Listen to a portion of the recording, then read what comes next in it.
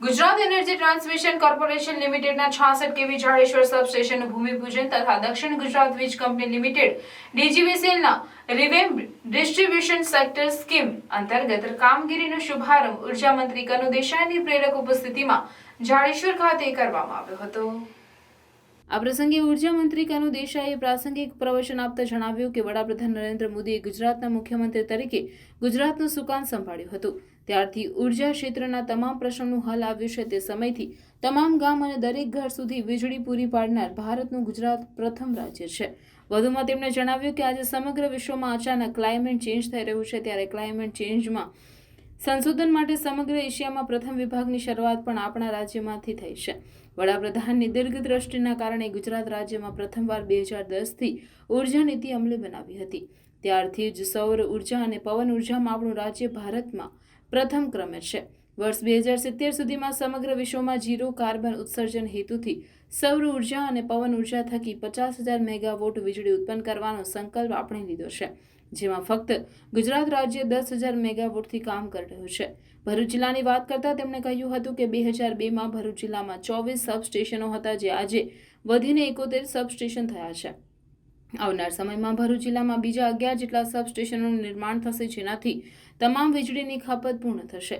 વડાપ્રધાને સમગ્ર ભારત દેશને આવરી લઈ અંદાજે 3,03,000 કરોડની યોજના અમલમાં મૂકી હતી, જેમાંથી ગુજરાત રાજ્યને ઉર્જા ક્ષેત્રના વિકાસના કામોના પ્રોજેક્ટ માટે અંદાજિત 20 કરોડની રકમ ફાળવવામાં આવી છે, જેને અનુસંધાને ભરૂચ જિલ્લાને ગુજરાત એનર્જી ટ્રાન્સમિશન કોર્પોરેશન લિમિટેડના 66 કેવી સબસ્ટેશન તથા દક્ષિણ ગુજરાત વીજ કંપની લિમિટેડના રિવેમ્પ્ડ ડિસ્ટ્રીબ્યુશન સેક્ટર સ્કીમ અંતર્ગત 167 કરોડના વિકાસના કામોની મંજૂરી મળી છે, જે ભરૂચ જિલ્લાને નવો આયામ આપશે। આ પ્રસંગે ભરૂચના સાંસદ મનસુખ વસાવા અને રમેશ મિસ્ત્રીએ પણ પ્રાસંગિક ઉદ્બોધન આપ્યું હતું। ઉપસ્થિત મહાનુભાવે 66 કેવી સબસ્ટેશન અને રિવેમ્પ ડિસ્ટ્રીબ્યુશન સેક્ટર સ્કીમના વિકાસ પ્રોજેક્ટનું ભૂમિપૂજન અને શુભારંભ કરાવી તકતીનું અનાવરણ કર્યું હતું। આ પ્રસંગે ધારાસભ્યો સર્વે ઈશ્વરસિંહ પટેલ, અરુણસિંહ રાણા, રીતેશ કુમાર વસાવા, ડીકે સ્વામી, ભરૂચ જિલ્લા પંચાયત પ્રમુખ મહેન્દ્રભાઈ વાંસદિયા, ભરૂચ નગરપાલિકા પ્રમુખ વિભૂતિ યાદવ, કારોબારી અધ્યક્ષ ધર્મેશ મિસ્ત્રી, નગરપાલિકાના કમિટીના સભ્યો ભરત પરમાર, માજી ધારાસભ્ય Dushyant Patel, Gujarat energy transmission corporation limited ભરૂચના મુખ્ય ઇજનેર AN દેસાઈ, દક્ષિણ ગુજરાત વીજ કંપની લિમિટેડ વર્તુળ કચેરીના અધિક્ષક ઇજનેર UA ચૌધરી અને મોટી સંખ્યામાં નગરજનો ઉપસ્થિત રહ્યા હતા। આજે આપણા સૌ માટે જે પ્રકારે ભરૂચ અને એની આસપાસનો વિસ્તાર એક સિટી બેઝ એરિયા હોય એ પ્રકારે ખૂબ જ વિકાસ પામી રહ્યો છે, તેવા સમયે અને હજી આવનારા દિવસોમાં ખૂબ ગતિથી આ વિકાસ થવા જઈ રહ્યો છે, ત્યારે આવનારા દિવસોની આ વીજ માંગને પહોંચી વળવા માટે અને ગુણવત્તાસભર આપણને વીજળી મળે એ માટે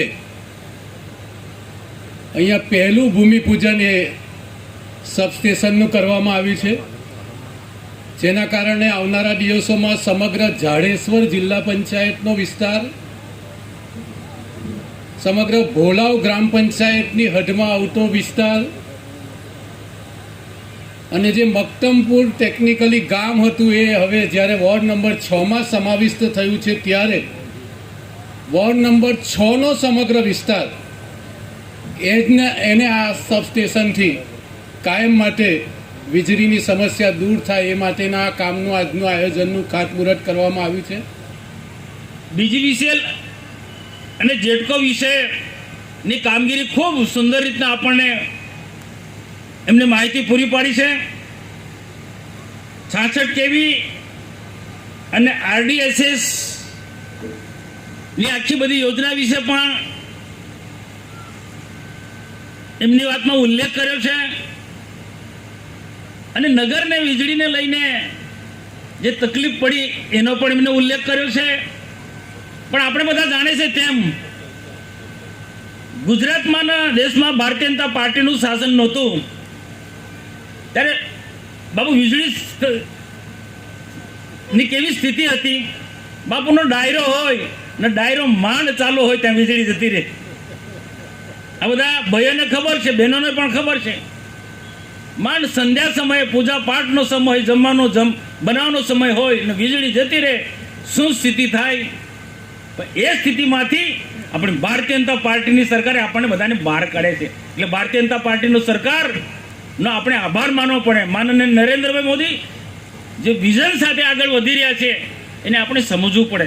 અને આપણે સૌ બધા એક સંકલ્પ કરવો જોઈએ કે આવી સરકારને હર હંમેશા આપણે સહકાર આપવો પડે, એની પડખે રહેવું પડે. આજે દેશના પ્રધાનમંત્રી નરેન્દ્રભાઈ મોદી સાહેબ દેશને એક સમૃદ્ધ રાષ્ટ્ર બનાવવા માંગે છે, આત્મનિર્ભર ભારત બનાવવા માંગે છે. હર હાથ કો કામ બાપુ, કોઈ દેશમાં કોઈ બેકાર ના રહે એ ઉદ્દેશ્ય સાથે તેઓ દેશનું સંચાલન કરી રહ્યા છે, દેશને વહીવટ પૂરો પાડી રહ્યા છે. એક વ્યક્તિને રોજગારી મળે, કામ મળે. એક વ્યક્તિને ક્યારે રોજગારી મળવાની, કામ ક્યારે મળવાનું? કોઈ પણ બેકાર ના બેસી રહે એ ક્યારે સંભવ છે? આ દેશમાં ને ગુજરાતમાં પૂરતા પ્રમાણમાં વીજળી હશે તો. વીજળી વગર આ શક્ય જ નથી. નાના ઉદ્યોગો, મોટા ઉદ્યોગો, ઘર વપરાશ માટે પણ વીજળીની આપણે ક્ષણે ક્ષણે જરૂર પડે છે. તે થાય છે કે 20 વર્ષમાં આપણી ભારતીય જનતા પાર્ટીની સરકાર જે નરેન્દ્રભાઈના સમયથી આવી ત્યારથી અત્યાર સુધીમાં 71 થયા છે, એટલે કે 47 સબસ્ટેશનનો વધારો થયો છે. અને જેમને ખાસ વધારે રસ હશે જાણવામાં કે આગામી 3 વર્ષમાં ભરૂચ જિલ્લામાં આપણે બીજા 11 નવા સબસ્ટેશનો બનાવવા જઈ રહ્યા છે. એમાં ભરૂચ તાલુકામાં અમલેશ્વર, જાડેશ્વર અને ચાવજ, અંકલેશ્વર તાલુકામાં પારડી, ઇન્દ્રીસ, અંકલેશ્વર ડી અને પાનોલી સી, વાગરા તાલુકામાં પખાજન, સાયખા 3 અને સાયખા, વાલિયા તાલુકામાં સોડગામ તથા આમોદ તાલુકામાં તણાસા ખાતે સબસ્ટેશન બનાવવાનું આયોજન છે. આપણા નવા ચૂંટાયેલા ધારાસભ્ય ઝઘડિયાના શ્રી રીતેશભાઈએ પણ એક નેત્રંગ ફૂલવાડી વિસ્તારમાં બનાવવાનું એક ભલામણ કરી છે અને એનું પણ ચોક્કસ રીતે આયોજન કરવામાં આવશે એની ખાતરી આપું છું. ખાસ કરીને રમેશભાઈએ બીજી પણ રિક્વેસ્ટ કરી કે વગર વ્યાજે જે નગરપાલિકાઓને નાણાં વીજળીના બિલ ભરવાનું જે આયોજન થયું છે એ નાણાં ખાતાએ જ ભલામણ કરી છે અને અમે ચોક્કસ રીતે ભરૂચનો એમાં સમાવેશ કરીશું. ખાસ કરીને આપણે આપણા યશસ્વી વડાપ્રધાન નરેન્દ્રભાઈ જેવો લોકોની સાથે રહીને એમણે જે અનુભવો લીધા છે, આપણે જોઈએ તો 2014માં પણ દેશના 18,000 ગામડાઓમાં વીજળી નહીં હતી.